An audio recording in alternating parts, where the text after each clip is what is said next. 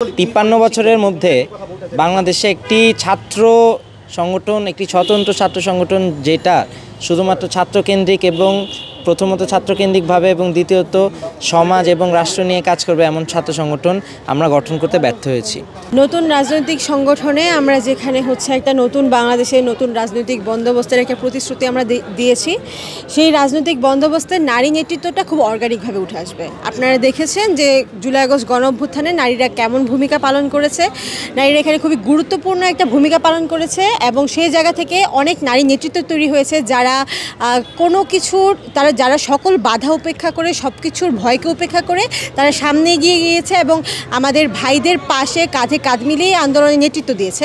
তো আমরা মনে করি এই যে নতুন স্বাধীনতা পরবর্তী যে সময়, এই নেতৃত্বগুলাই আমাদের মাঝখান থেকে উঠে আসবে। এবং জুলাই আগস্ট ছাত্র জনতার অভ্যুত্থানের মাধ্যমে বাংলাদেশে একটি নতুন রাজনৈতিক বন্দোবস্তের প্রয়োজনীয়তা আমরা দেখতে পাচ্ছি এবং আমরা বলেছিও 3 তারিখে যে প্যাসিওয়াদি ব্যবস্থার বিলোপ এবং নতুন রাজনৈতিক বন্দোবস্ত আমরা তৈরি করব।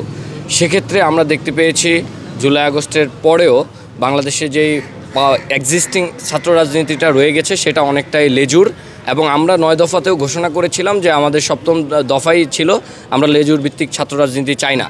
তো আমরা এমন একটি ছাত্র রাজনীতির দিকে যাচ্ছি যেটি কখনোই লেজুর ভিত্তি করবে না। এই নেতৃত্বগুলাই ঢাকা বিশ্ববিদ্যালয়ের নতুন ধারার রাজনৈতিক চর্চার সৃষ্টি করবে। বিশেষত আমরা মনে করি মেয়েদের এই রাজনীতিতে অনেক বেশি পরিবর্তন আসবে, কারণ আগে যে পাওয়ার পলিটিক্সটা ছিল সেখানে মেয়েদেরকে জাস্ট টোকেন হিসেবে ব্যবহার করা হতো, মেয়েদেরকে একটা ডামি হিসেবে ব্যবহার করা হতো, সেখানে তারা জাস্ট রিপ্রেজেন্ট করতো as women representative. But actually তাদের যে রাজনীতি, নারী সংক্রান্ত কোনো বয়ান, কোনো শক্ত অবস্থান তাদের পক্ষ থেকে কখনো আসে নাই।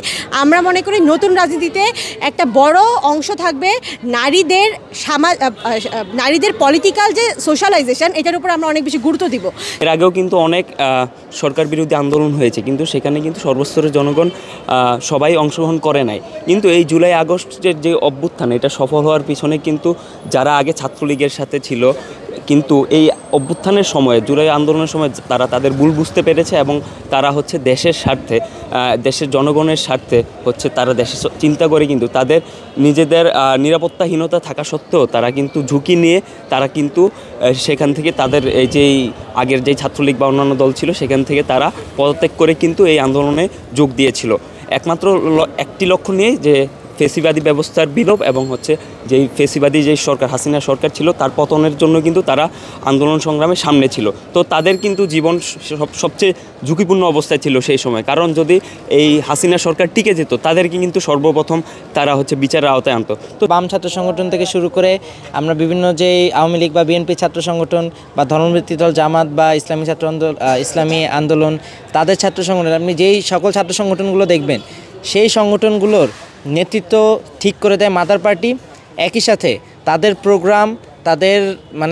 প্রোগ্রাম থেকে শুরু করে তাদের মতাদর্শ, তাদের কর্মসূচি এবং তাদের ভবিষ্যৎ সব কিছু ডিপেন্ড করে তাদের মাদার পার্টির উপরে। এবং পক্ষান্তরে এই ছাত্র সংগঠনগুলো কখনোই যখন প্রয়োজন হয়েছে তাদের মাদার পার্টির বিপরীতে গিয়ে বা তাদের মাদার পার্টির বিরুদ্ধে গিয়ে ছাত্রদের পক্ষে, ছাত্রদের স্বার্থ সংশ্লিষ্ট বিষয়গুলোতে ছাত্রদের পক্ষে অবস্থান নিতে ব্যর্থ হয়েছে। এটা একমাত্রই কারণ তারা কখনোই ছাত্র কেন্দ্রিক এবং ছাত্র বান্ধব ছিল না। আমাদের প্রথম কাজই হবে শিক্ষার্থীদের বিভিন্ন দাবি দাওয়া, বিভিন্ন বিষয়ে পাশে থাকা এবং বাংলাদেশকে প্রায়োরিটি দিয়ে একটি যোগ্য নেতৃত্ব তৈরি করার মতো ছাত্র রাজনীতি আমরা করব।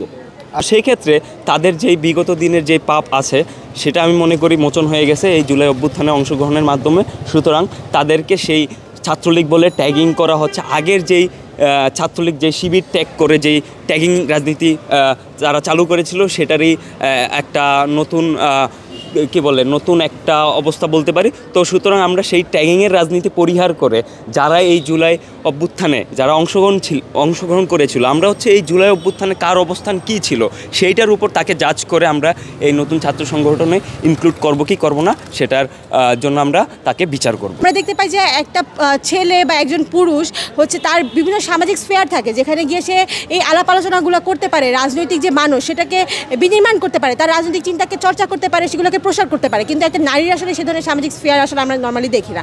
তো আমরা আমরা আমাদেরই নতুন ছাত্র রাজনীতির ধারায় নারীদের নিয়ে রাজনৈতিক পাঠচক্র করব, আমরা হচ্ছে পড়াশোনা করব, সেমিনার করব, যেগুলোর মধ্য দিয়ে নারীদের এই যে রাজনৈতিক মানুষ এগুলো বিনির্মাণ হবে, সেগুলো চর্চা করার সে সুযোগ পাবে এবং খুবই অর্গানিক্যালি এর মধ্য দিয়ে নারী নেতৃত্ব উঠে আসবে। এবং বৈষম্য বিরোধী ছাত্র আন্দোলন ছিল সবার প্ল্যাটফর্ম। এখানে বিভিন্ন রাজনৈতিক দলের নেতাকর্মীরা এসে মিলিত হয়েছেন এবং একটি জুলাই আগস্ট অভ্যুত্থান ঘটেছে।